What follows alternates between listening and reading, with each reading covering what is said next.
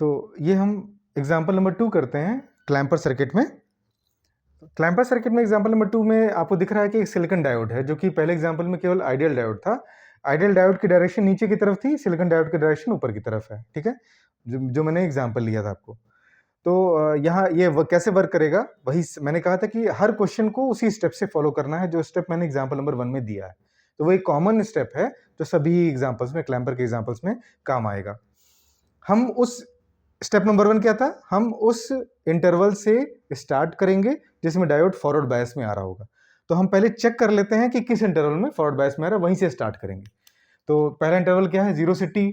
0 से t में voltage की वैल्यू कितनी है, 8 वोल्ट, है ना, +8, तो हो जाएगा +-8 वोल्ट। अब आपको अब ये देख कर बड़ा आपको स्पष्ट हो रहा होगा कि प्लस डायोड के कैथोड से और माइनस डायोड के एनोड से कनेक्टेड है, मतलब रिवर्स बायस है। इसका मतलब हम यहाँ से स्टार्ट नहीं करेंगे, ठीक है।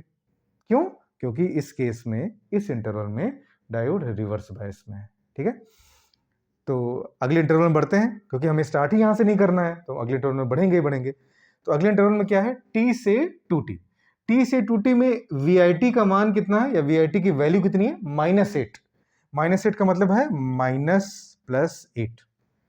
अब -8 की वजह से चेक करेंगे कि सिलिकॉन डायोड फॉरवर्ड बायस में, एक रिवर्स बायस में। तो बड़ा क्लियर है कि देखिए, मुझे बताने की जरूरत है क्या, प्लस P से -N से कनेक्टेड है, तो ये क्या कहेंगे, ये फॉरवर्ड बायस में। इसका हमारा जो आंसर है या सॉल्यूशन है वो स्टार्ट होगा T से 2T इंटरवल से, ठीक है। तो interval T to 2T, in this interval diode will be forward biased, ठीक है, फॉरवर्ड बायस। मैं यहाँ पे देखिए, मैं यहाँ पे FB, RB और ऐसा इंडिकेशन यूज कर रहा हूँ।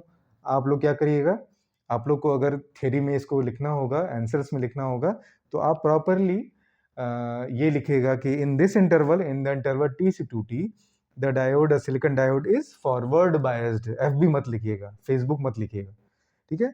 और उसके बाद hence it will be replaced by DC battery of value 0.7, क्योंकि सिलिकॉन डायोड का जो कट इन वोल्टेज होता है, बैरियर पोटेंशियल होता है, वो 0.7 वोल्ट होता है, और फॉरवर्ड बायस में सिलिकॉन डायोड को रिप्लेस करके उसकी जगह पे 0.7 वोल्ट की बैटरी से रिप्रेजेंट किया जाता है, ठीक है। तो diode is forward bias, hence it will be replaced by a battery of value 0.7 volt, ठीक है। ऐसा करेंगे। फिर क्या था स्टेप 1 में, याद करिए, ठीक है, नहीं याद आ रहा है प्रीवियस वीडियो को देख लीजिए। इसमें क्या करना होता है, इसमें हमें डायोड के डायरेक्शन में केवीएल अप्लाई करना होता है, वहां से VC और V0 कैलकुलेट करना होता है, ठीक है। तो पहले हम सर्किट को रीड्रॉ करें, सर्किट को रीड्रॉ करते हैं, थोड़ी छोटी सर्किट बनाते हैं क्योंकि समझ में आ रहा है। -+8 वोल्ट कैपेसिटर, डायोड की जगह पे हम 0.7 वोल्ट की बैटरी लगाएंगे। सबको क्लियर है ऐसा क्यों लगेगा, क्योंकि डायोड का N साइड ये है, P साइड ये है, तो P की तरफ पॉजिटिव, N की तरफ पे नेगेटिव प्लेट बनेगा। इसकी वैल्यू कितनी होगी, 0.7 वोल्ट, तो 0.7 वोल्ट। अब हम इसके बाद क्या लगाएंगे, जो सर्किट में गिवन है, लोड रजिस्टर RL, और इसके क्रॉस आउटपुट वोल्टेज हमें मेजर करना है, कैलकुलेट करना है। तो सबसे पहले तो हम KVL लगाएंगे डायोड की डायरेक्शन में। तो डायोड की डायरेक्शन है ये, देखिए, इस तरह से, इस तरह से।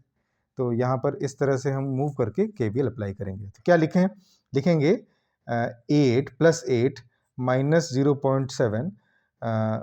जब करंट कैपेसिटर में एंटर करेगी तो एंटरिंग पॉजिटिव, एग्जिट नेगेटिव, और मान लिया कि ये VC वोल्टेज पे चार्ज हो जा रहा है, तो हम KVL लिखेंगे +8 -0.7 -VC = 0। तो यहां से VC की वैल्यू आ गई, VC = 7.3 volt. Is it clear, यहां तक क्लियर है। अब हम क्या करते हैं, आउटपुट वोल्टेज कैलकुलेट करते हैं, क्योंकि स्टेप 1 में आउटपुट वोल्टेज भी निकालना होता है, बिना आउटपुट निकाले हम प्लॉट ही नहीं कर सकते। तो आउटपुट वोल्टेज कितना हो जाएगा, आप लोग जरा ध्यान से देखिएगा। देखिए, ऊपर वाले पॉइंट, दिस पॉइंट और इस पॉइंट, इसके बीच में ही VOT है, और हमको VOT निकालना है। इसका मतलब इसके पैरेलल में जो ब्रांच है, इसमें जो DC बैटरी लगी हुई है, इस DC बैटरी की वैल्यू ही आउटपुट वोल्टेज होगी। इसका मतलब आउटपुट वोल्टेज की वैल्यू कितनी हो जाएगी, 0.7। लेकिन ध्यान रहे, पॉजिटिव होगी कि निगेटिव होगी, इस पे डिपेंड कर रहा है कि ऊपर की पोलैरिटी क्या है। ऊपर की पोलैरिटी क्या है, नेगेटिव, इसलिए आउटपुट की वैल्यू क्या आ जाएगी, -0.7। Is it clear? -0.7। तो हम कहेंगे इस केस में VOT की वैल्यू कितनी आ गई, -0.7 वोल्ट। Is it clear? आते हैं नेक्स्ट इंटरवल में। मैंने बताया कि स्टेप 1 में हम उस इंटरवल से स्टार्ट करेंगे जिसमें डायोड FB हो रहा है, मतलब फॉरवर्ड बायस हो रहा है, और उसके बाद के इंटरवल में जैसे 2T तक आ गए तो 2T से 3T में क्या हो जाएगा, रिवर्स बायस हो जाएगा। तो हम लिखेंगे in the interval 2T to 3T the diode will be reverse bias, diode will be reverse bias, ठीक है, RB reverse bias. Reverse bias होने पे डायोड को हम लोग ओपन सर्किट करते हैं, सबको पता है। तो हम इसको क्या करेंगे, ओपन सर्किट से रिप्लेस कर देंगे और फिर सर्किट को रीड्रॉ करेंगे, ठीक है। तो अच्छा, ये रिवर्स बायस क्यों हो रहा है, सबको क्लियर है? अभी 2T से 3T में आप देखिए, यहां गौर करिए प्लीज, यहां देखिए 2T से 3T में जो वोल्टेज है वो 8 वोल्ट है ना, 8 वोल्ट। और अभी आपने 0 से कैपिटल T में 8 वोल्ट रख कर चेक किया था तो ये रिवर्स बायस में आया था। इसका मतलब अभी भी 2T से 3T में भी ये रिवर्स बायस में ही रहेगा, ठीक है। तो रिवर्स बायस में क्या हो जाएगा, यहाँ की पोलैरिटी चेंज हो जाएगी, ये प्लस हो जाएगा, ये माइनस हो जाएगा, और हम लोग सर्किट को रीड्रॉ करते हैं तो हो जाएगा +-8 वोल्ट कैपेसिटर, और डायोड ओपन सर्किट हो रहा है, ओपन कर दें, ठीक है, और साथ में हम एक रजिस्टर लगा दें RL, और यह है VOT, ठीक। अब कैपेसिटर पिछले वाले ड्यूरेशन में चार्ज हो चुका है VC पर, और VC की वैल्यू कितनी आई है, 7.3, और पोलैरिटी क्या है, this side plus this side minus. तो हम यहां मेंशन कर दें कि ये प्लस आया था, ये माइनस आया था, और वैल्यू आई थी 7.3, ठीक है। अब स्टेप 2 में करना क्या था, हमें क्लॉकवाइज केवीएल अप्लाई करना था, ठीक है। इसको आप लोग याद कर लीजिए, क्लॉकवाइज केवीएल अप्लाई करेंगे तो वैल्यू कभी भी गलत नहीं आएगी और पोलैरिटी भी सही रहेगी। तो हम क्लॉकवाइज केवीएल अप्लाई करते हैं, तो क्या लिखेंगे, 8 + 7.3 माइनस VOT बराबर 0। 8 प्लस, देखिए 8 + 8 + 7.3 माइनस VOT, यहाँ का ड्रॉप इज इक्वल टू 0। तो VOT कितना आ जाता है, कितना आएगा, 8 7 15 15.3 वोल्ट, ठीक, ये आ गया।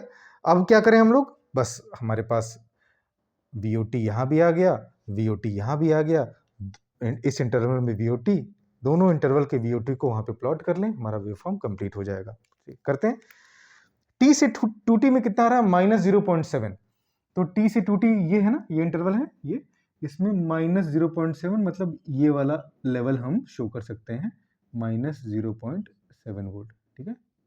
यहां तक सबको दिख रहा है, ठीक। और 2T से 3T मतलब इसके बाद के इंटरवल में वैल्यू कितनी आ रही है, पॉजिटिव में 15.3। तो पॉजिटिव मतलब काफी ऊपर आएगा, तो यहां मेंशन कर सकते हैं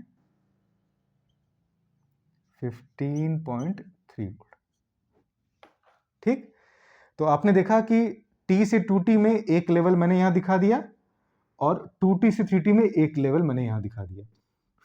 फिर सिमिलरली 3T से 4T में क्या हो जाएगा, यही लेवल आ जाएगा -0.7, और 4T से 5T में फिर रिपीट, मतलब आप साइकिल रिपीट करेंगे, कई बार यही वेवफॉर्म आता रहेगा। आप सबको मिला देते हैं, लाइक